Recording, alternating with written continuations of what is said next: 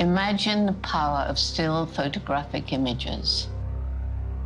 Moments frozen in time that can change the way we perceive our place in the world.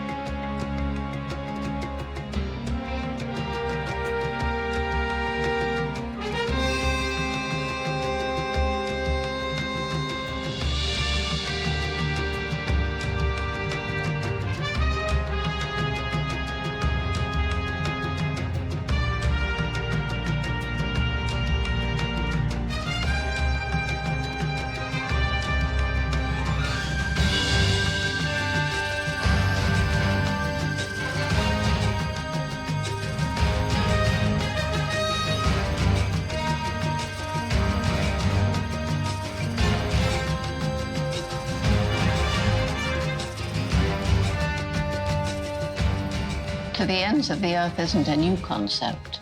It began when people first started looking beyond the next ridge, the next valley, to the lands beyond the mountains.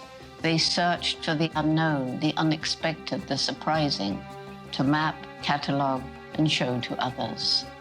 Each explorer searched in their own way to push boundaries, expanding and sharing knowledge of what existed in the great beyond. Here you will see, through a photographic vision, a story to the ends of the earth, photographs by Todd Gustafson, a lifelong personal search for the dramatic and the unexpected. Traveling the world for decades, capturing intimate natural history moments and dramatic wildlife action, Todd has brought to the viewer images from East Africa, Brazil, Namibia, Patagonia, Rwanda, the Galapagos Islands, India, Costa Rica, Madagascar, and the ocean realm, revealing common threads that exist between humanity and the natural world that forever bind our fates together. Ancient map makers could only present what they knew. Beyond the edge of the map was the unknown, inhabited by monsters and dragons. Todd still pursues dragons in his personal search for the ends of the earth.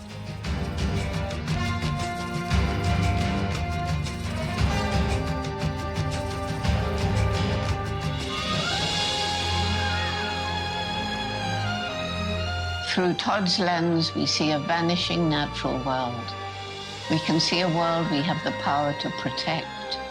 We have a collective voice that can change the course of destruction to one of stability and rebirth. To the Ends of the Earth is more than a magnificent collection of wildlife photos. Todd's photographs allow us to experience vicariously the very behaviors people most want to see.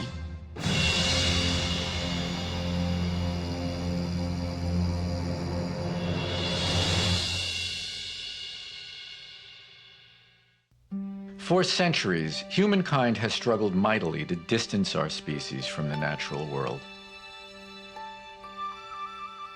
Herewith, by the keen light of Todd Gustafson's eyes, the natural world. Long ago, before the tongue had any word for beauty, we felt our response. Images can evoke our feeling before we can come up with the words. And these images are so evocative because they perceive deeply. I have another name for the natural world. I call it the real world. For essentially all of Earth's history, all the living world's history, and virtually all of human history, there was no natural world. The world was natural. It was not a category. It was simply what was. These images reflect and celebrate the living world, but they imply a kind of heartbreak for a living world so vitally unaware of how imperiled it is.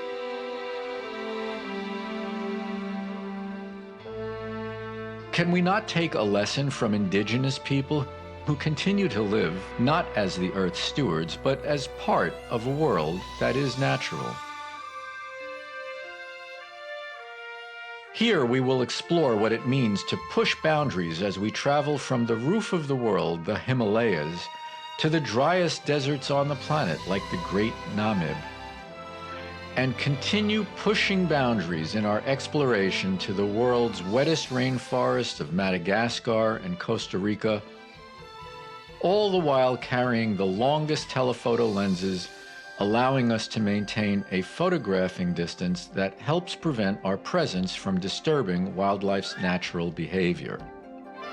You will see how using the widest view fisheye lenses can capture panoramic vistas and create an unparalleled scene, and macro lenses that give the closest, most intimate view of the tiny creatures with whom we share this delicate planet.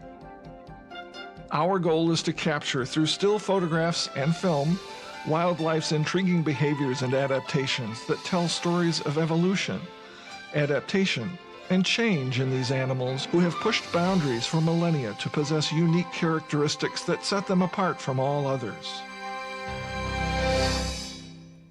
Nowhere is the need for the longest telephoto lens more apparent than in the Himalayas on a quest for the snow leopard. Boundaries are certainly pushed at 14,000 feet, so when a mother and two cubs revealed themselves, it was both a challenge and a joy to use 1,200 millimeters of telephoto lens to photograph them.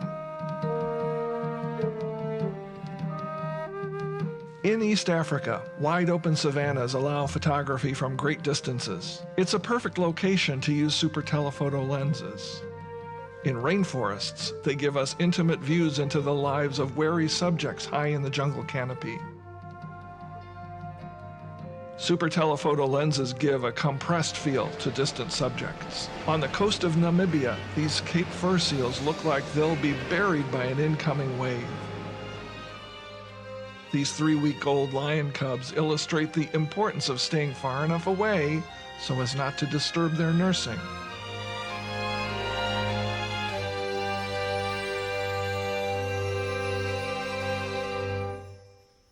We've had some good long lens photography in the forest, but what I'd like to do now is look through the forest for bromeliads and buttress roots and some of the really large tropical trees and get a flavor for what it really feels like to be in a rainforest.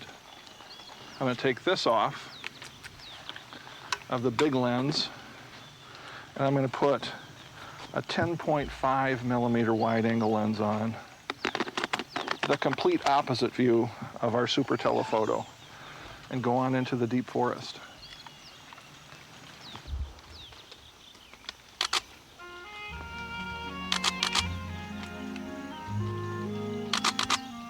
Then I'll try it with flash.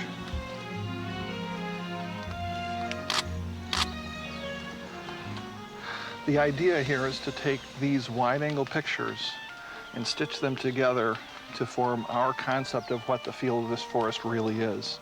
Not the reality of it, because these trees aren't every 2 feet, but the perception is that this is the rainforest.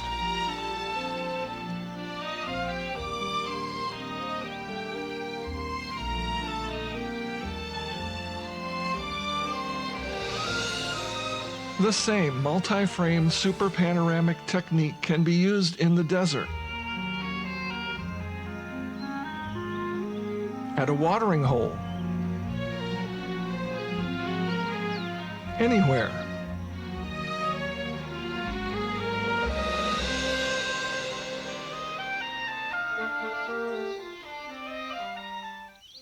It's macro photography at its best. Right there's our subject, a low subject that we can easily work with.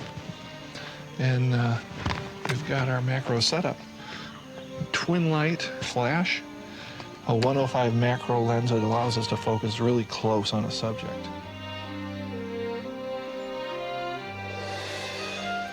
Glass frogs make a dramatic macro subject.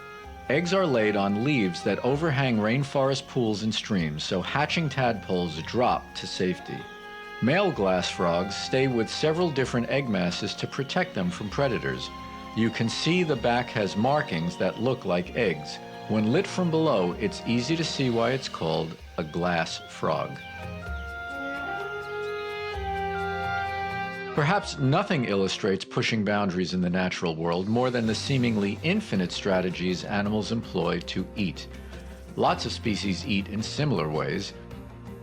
Whether on Himalayan cliffs or the tundra of Iceland, ungulates tend to be grazers and browsers, eating what is available in their diverse habitats. The species that are most photogenic and add spice to the story are those whose habitats are uniquely theirs. Physiological developments have evolved over millennia to fit each specific feeding need. A prime example of physical adaptation and specialization are the chameleons. More than 90 species of chameleons are endemic to the island of Madagascar, where pushing the boundaries of evolution is the norm. Chameleons can change colors to fit their environment or mood. Their unique halting walk confuses prey.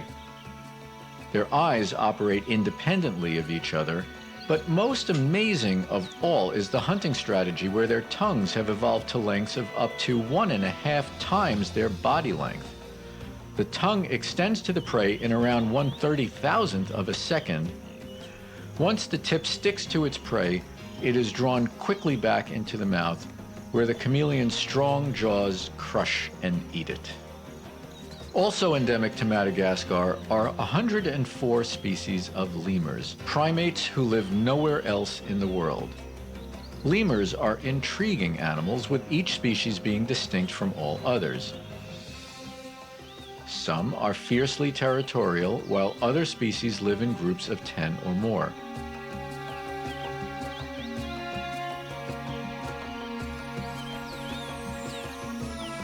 Most of their time is spent in the trees eating fruit, leaves, bark, buds, insects, and seeds, but diet varies among different species. Some, for example, are mainly insectivorous, whereas others feed almost exclusively on foliage and fruit.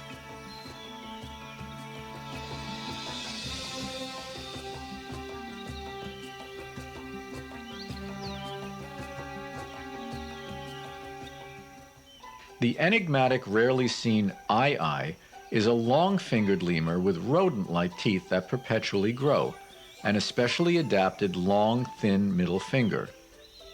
It is the world's largest nocturnal primate and is characterized by its unusual method of eating coconuts. Although omnivorous, they are perfectly adapted to bite through the coconut husk, using their forward slanting incisors to create a small hole, in which they insert their narrow middle finger to pull out the coconut meat. Humans are most closely related to the great apes of the family Hominidae. That includes orangutans, chimpanzees, gorillas, and bonobos. Of the great apes, humans and gorillas share 98.4% of their DNA. Mountain gorillas have carefully practiced techniques for eating vegetation. There's an abundance of nutrient-rich, water-filled thistles that gorillas have learned to eat by pointing the sharp leaf ends down when they feed. Mountain gorillas don't drink water and get 100% of their moisture from plants that grow in the high volcanic mountain forest. It's fascinating to watch the seemingly casual way they pick and eat the most succulent of all the plants that surround them. A plant called garium is a favorite food of gorillas for its flavor and texture.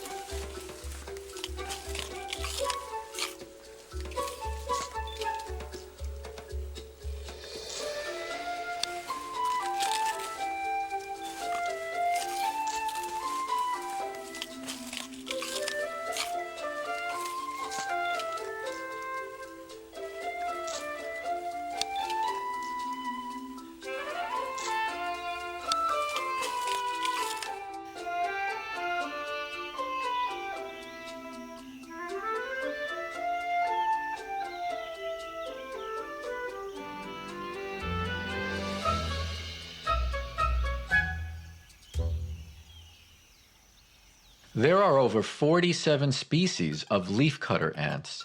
The species of tropical fungus-growing ants are all endemic to South and Central America.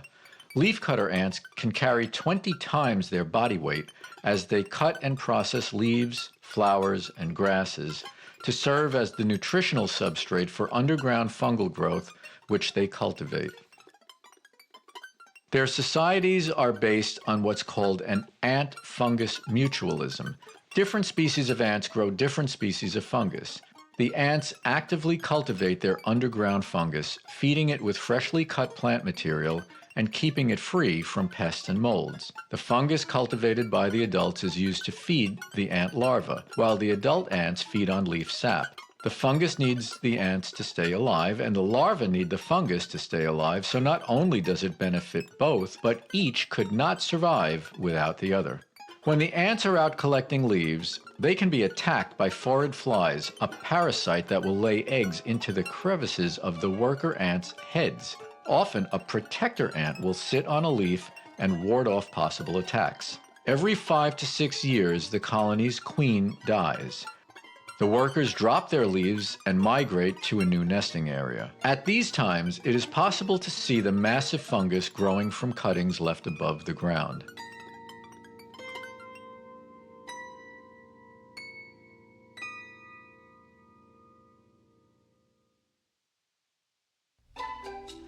A unique adaptation is the shape and use of macaw beaks. One of their favorite foods is palm nuts. In central Brazil, hyacinth macaws feast on groves of palm nut trees by selecting the ripest of the fruits. Their beaks are perfectly adapted to the palm nut's shape, and with help from their dexterous claws, they make quick work of the tough husks. The next challenge is the hard interior nut shell. It's no match for the macaw's sharp, powerful, perfectly shaped beak.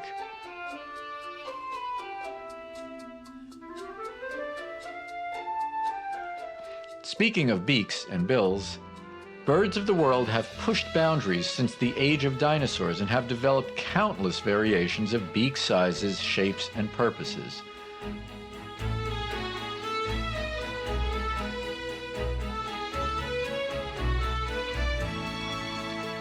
Let's explore some of the more dramatic results of that evolution. These roseate spoonbills filter the water of shallow lagoons for small fish and crustaceans.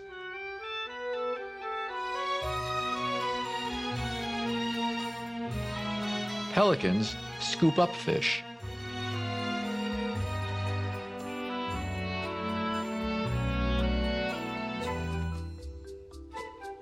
The aptly named flower piercer doesn't drink nectar from flowers like most birds. They go right to the source and pierce the base of the flower to drink with their specially adapted beak.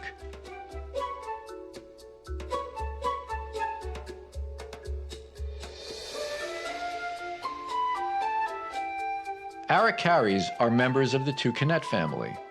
Their wonderful colors and handsome beaks make them a prized photo subject. However, they are voracious eaters and use their specialized beaks to reach into and rob other birds' nests. In South America, the diminutive hornero builds an oven-like nest of mud with a curved entry like a horn to thwart the aracaris.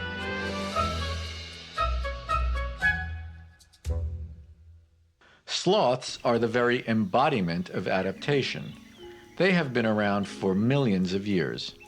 Giant sloths the size of elephants roamed North America grazing on Cenozoic trees.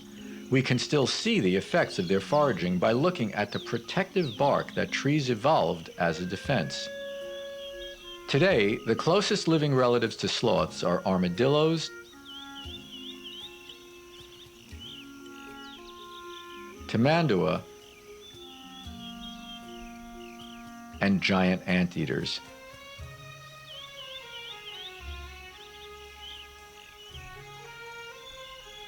Just look at the front claws of the giant anteater. They're specially adapted to dig for ants, but they are reminiscent of sloth claws.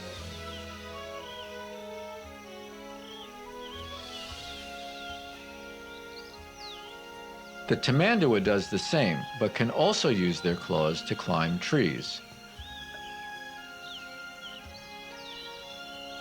The sloth species most likely to be seen in Central America are the two-toed and the smaller, slower three-toed sloths. They aren't closely related. In fact, they aren't even in the same family, but have evolved similar characteristics and habits through convergent evolution.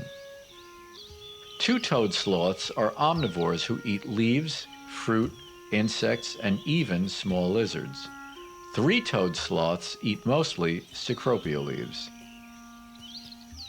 They live almost exclusively in trees, having sets of 3 curved claws perfectly suited to grip tree branches. Their incredibly slow metabolism goes hand in hand with their slow movements, which may also help camouflage and protect them from predators. Their diet consists only of fresh cecropia leaves. Babies have a close relationship with their mothers for the first 6 months, after which they move to a nearby tree and still communicate with soft calls. Living most of their life upside down has caused the hair on sloths' legs to grow toward the body instead of away, to help shed rainwater.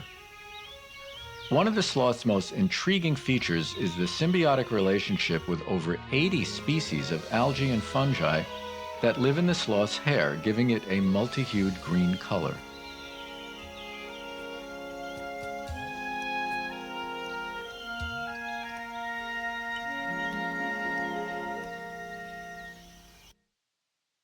As sloths tend to eat one plant species, so do Madagascar's tiny giraffe beetles. First discovered in the 1860s, this rarely seen insect's entire life is lived in a forest habitat of less than a few square miles in eastern Madagascar. Within this small area grows the anecdotally named giraffe beetle tree, on which the giraffe beetles eat, live, mate, and reproduce.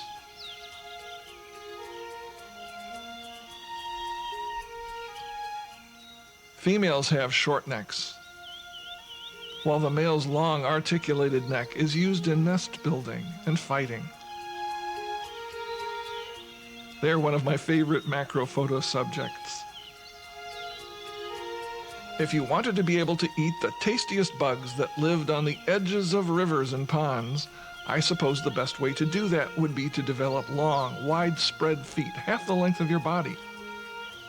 That's exactly what jacanas have done. Their elongated toes and nails allow them to walk on top of floating aquatic vegetation. From a photographer's point of view, I love to catch the moment when their feet are showing, the moment that defines what makes them unique.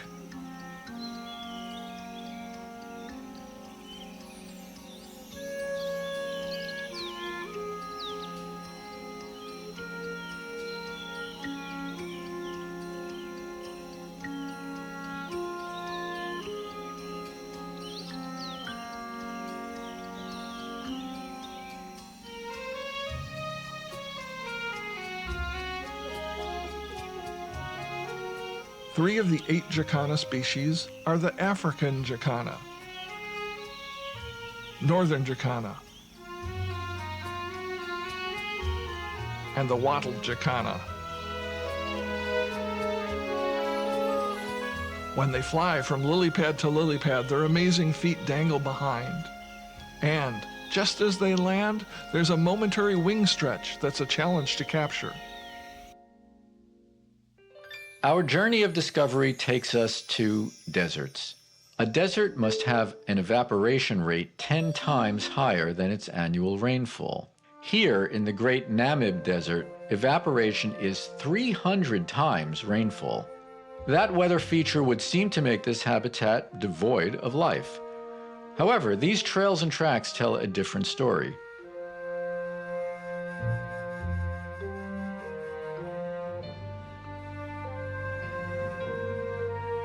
Even in this most inhospitable land, life will find a way.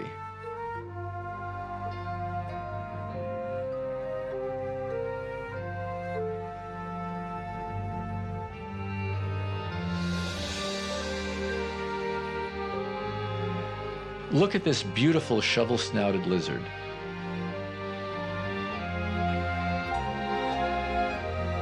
Reptiles have adapted to temperature extremes by burying themselves in the sand during the heat of the day and hunting when the temperatures drop. Palmato gecko is one of the spectacular creatures who have adapted to this desert world. Dancing white lady spider, sand diving lizard, and sidewinder have all pushed boundaries to survive in this harshest of environments.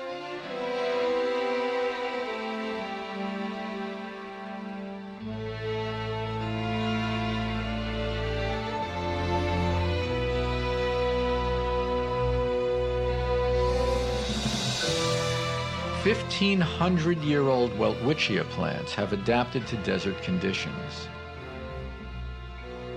Nara plants are crucial to the formation of desert landscapes. Their specialized roots can grow longer and longer as the dune grows taller. Here are seemingly dry grasses whose patterns follow an underground water source. 900-year-old fossilized acacia trees stand where there was once a reliable oasis."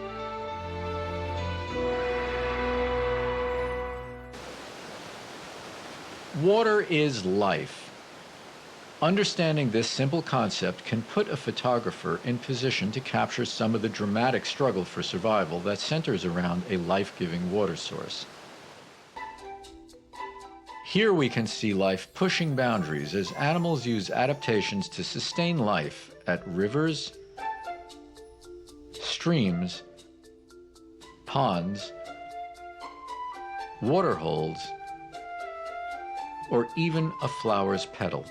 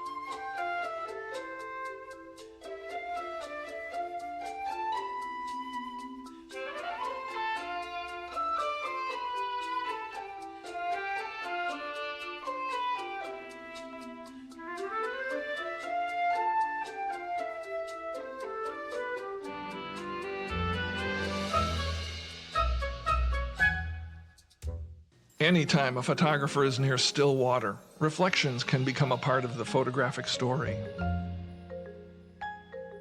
The success or failure of the photograph is reliant on the success in finding dramatic scenes or wildlife to include in the reflections.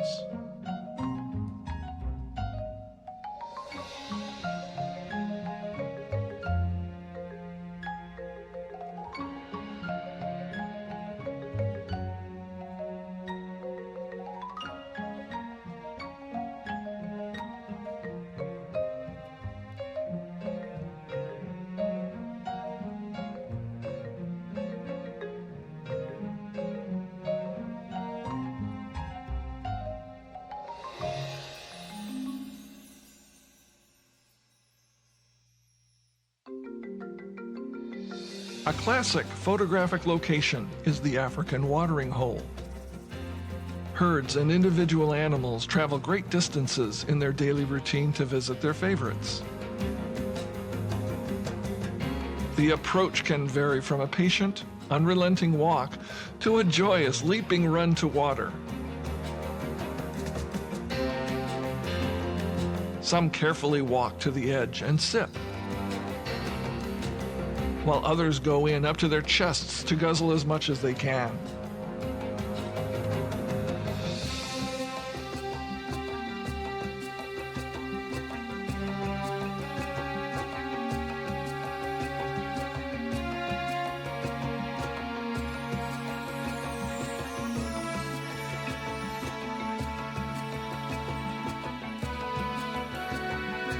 Here's a story told in film and stills. It tells of a single afternoon at a desert watering hole and the competition for access to this precious life-giving liquid. The cast of characters includes Pied Crow, Cory Bustard, Blackback Jackal, Springbok, Oryx, Honey Badger, and Lions.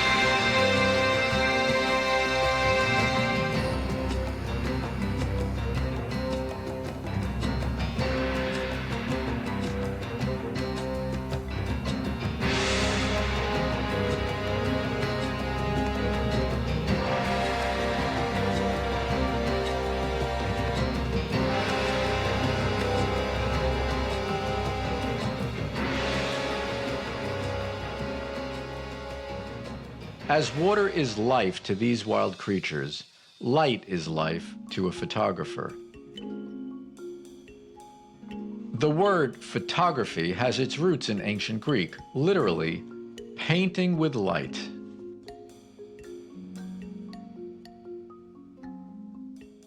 For a photographer who has traveled to the ends of the earth to photograph the natural world, the color, amount, quality, and direction of light is crucial to the look and feel of the photograph.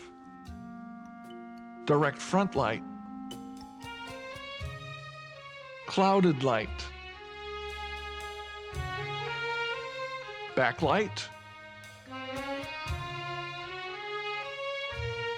overexposure and underexposure, as well as slow shutter speeds, all have their place in a photographer's technique. Dramatic photos can be made with sunlight pointed right at the main subject. I think that works best with golden early morning or even clouded light. Carefully chosen backlit subjects can capture a viewer's imagination by highlighting dust or a rim light around the subject. I typically underexpose the shot to add contrast to the image. If I include dry grass in a backlit scene, I'll overexpose to give the animal detail while making the grass take on a golden glow.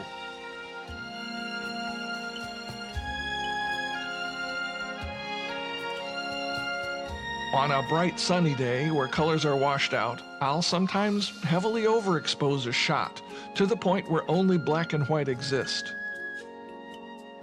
Just look at these three views of the same location. One is pre-dawn light, the next is full sun, and the third is the magical half hour in between. It's hard to find the exact right time and place for this, but an interesting technique is to use a slow exposure on a still subject with surrounding subjects in motion. They create a wash of blurred activity around the static main subject. Boy, this is nice. It's a well-defined line of wildebeest. They're doing an in-the-crater migration. So the herds will head from one end of the crater to the other, depending on if there have been some fresh rains and new grass. This line goes from there to there. Really nice. The trick here is to find one still animal with animals moving around him. Ooh, that's pretty cool. I'll try that one again. I like that. A longer exposure, making more motion.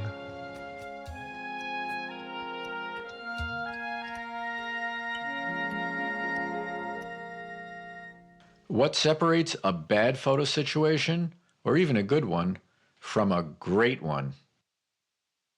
If I see a subject, the first inclination is to say, "There's a bird." Click. What's it sitting on? Is it sitting on a fence post? Or is it sitting on a beautiful vine-covered branch? Or a dramatic nest? So that's part of the story you can tell easily. This morning there was a rufous-tailed hummingbird. He was in a bush. If you took the picture from your first vantage point, there were sticks and leaves and all kinds of clutter behind it. If you went 3 meters to the right, you still had that bird, but it was a soft green background. If you moved 6 inches more, you could see the tail, and you could tell the story that this was a rufous-tailed hummingbird. It's not just a bird, it's a hummingbird, and it's a rufous-tailed hummingbird because you can see it. So I much prefer that as the picture. I continually ask myself if I'm taking a picture of a subject, here a stack of Pantanal caiman, or a situation, also a Pantanal caiman, but this time in a much more interesting one. Floating past this magnificent tiger heron gave us the perfect chance to analyze the background and the bird's posture to choose the best moment for a photo. This Varro's dancing sifaka gave us everything. Perfect light, approach angle, nice background, but he had thistles stuck in his fur. The very next sifaka did the same, but just look at his fluffy white coat. This guy chose a lovely shaded area to dance, but the background is less than ideal. Now we have a sifaka with fluffy fur and a dark background, and his back is to us. And finally, everything is just right, and he's facing us. Our work here is done.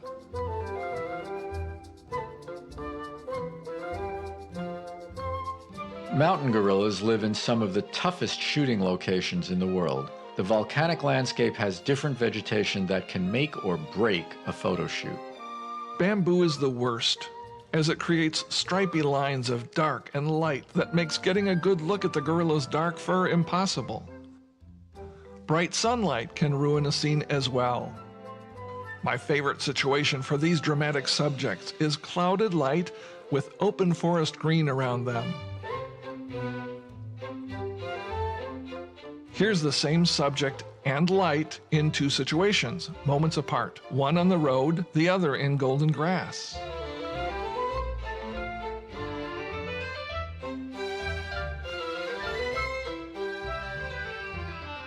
Picture traveling to the ends of the earth, to Brazil's Pantanal, and you've just spotted the elusive jaguar. There she is. Shoot! Shoot! Or do you wait and hope that she comes out, a good shot in its own right?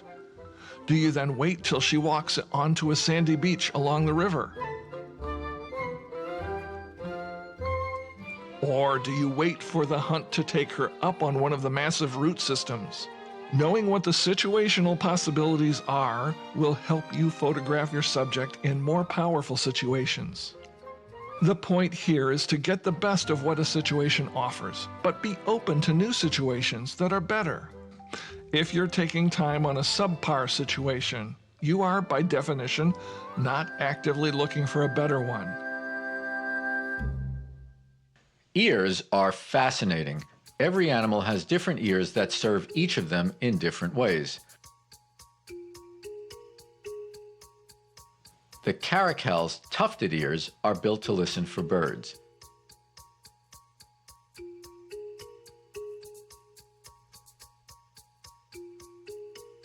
They patrol the savanna and lock on to prey. This chital fawn listens for the sounds of a predator. Bat-eared foxes are insectivores who live in colonies of up to 16 individuals. They use their highly developed ears to listen for the sound of insects that live on the plains. Here they have found a colony of termites and feast on the migrating insects.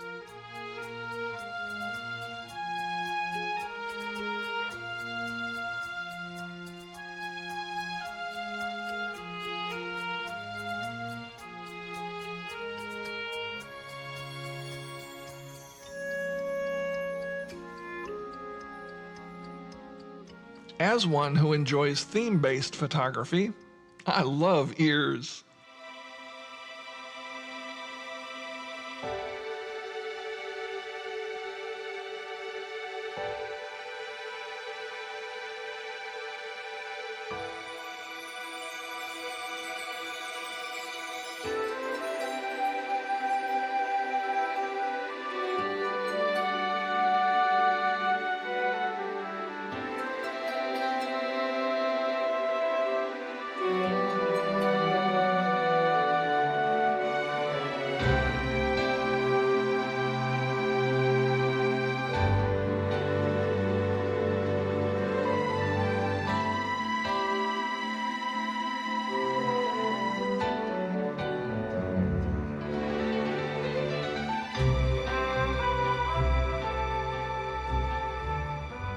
Staying with themes, why not explore the details of fur texture and design?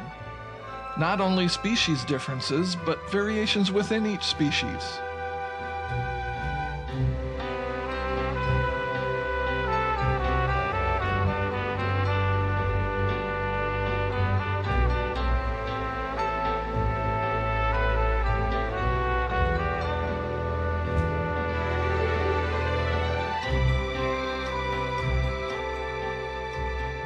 Zebra stripes are often compared to fingerprints, as each individual has its own stripe pattern.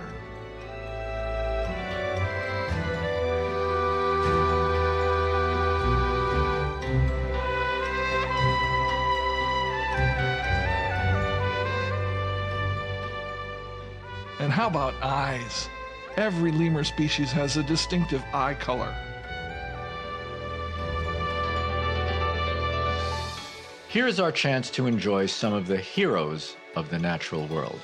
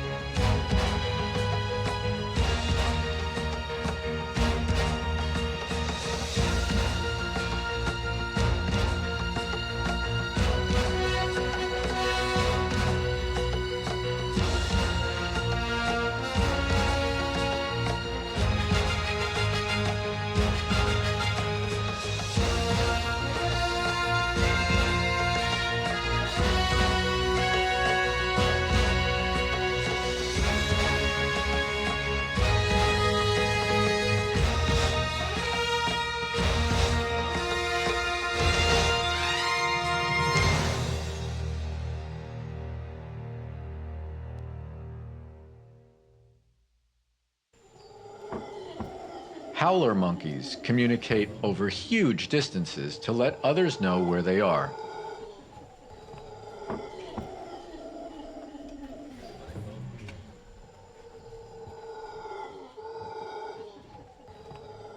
Skimmers have a beautiful way of communicating during courtship. A couple chooses a nesting site. They defend it against all others. The female completes the nest while the male skims for a fish.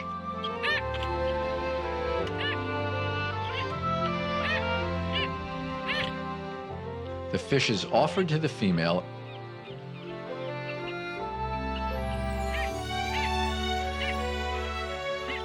and once the transfer is complete, the beautiful flurry of wings signals the mating.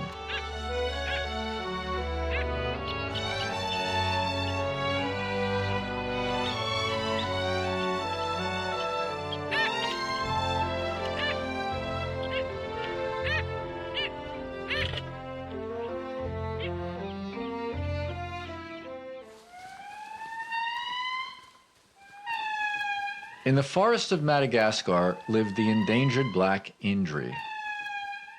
These lemurs call to family members to keep track of each other while feeding. The haunting calls are reminiscent of whale song.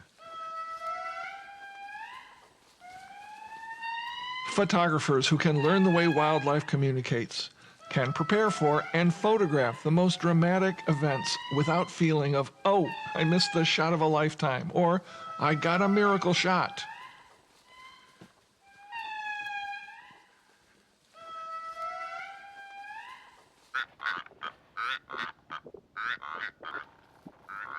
In the deserts of western Namibia, pairs of Rupel's Korhan feed in the sand and sparse vegetation. They are monogamous and use their funny frog-like voices in duet to keep in contact with each other.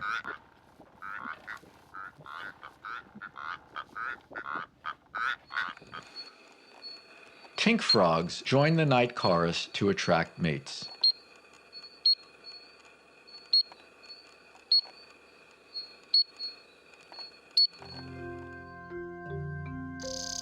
East Africa's rattling cisticola sings for the same reason.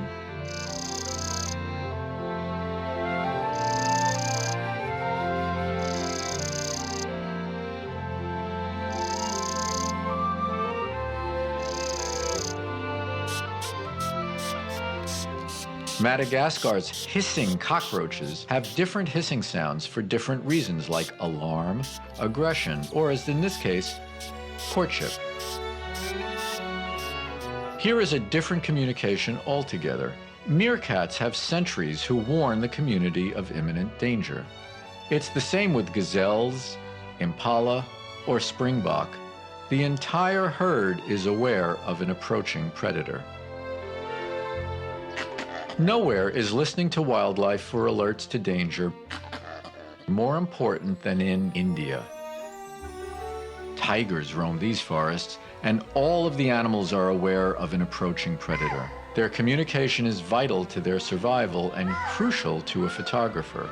Monkeys, peacocks, barking deer, spotted deer, and sambar all have distinct alarm calls that inform us where to be when the tigers reveal themselves.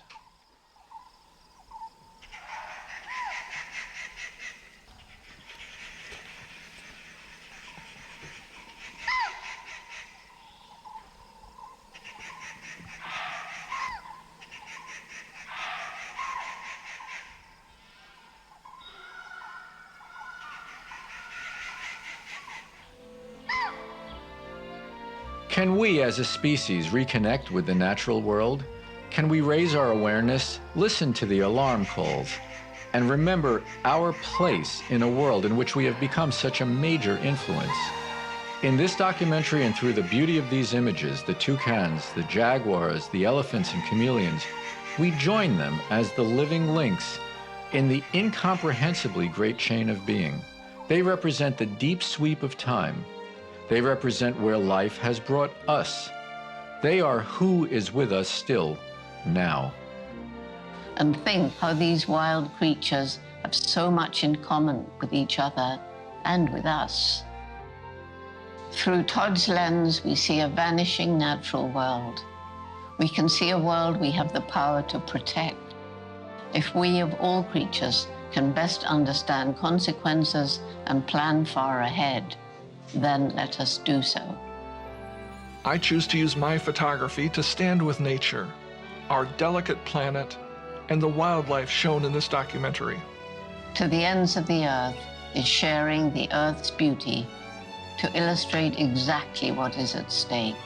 Imagine a world without elephants, lions, giraffes, and those are just the obvious animals at risk. Collectively, these images explore different aspects of the animal's behavior, a visual commentary on what it means to be born free into the last wild places.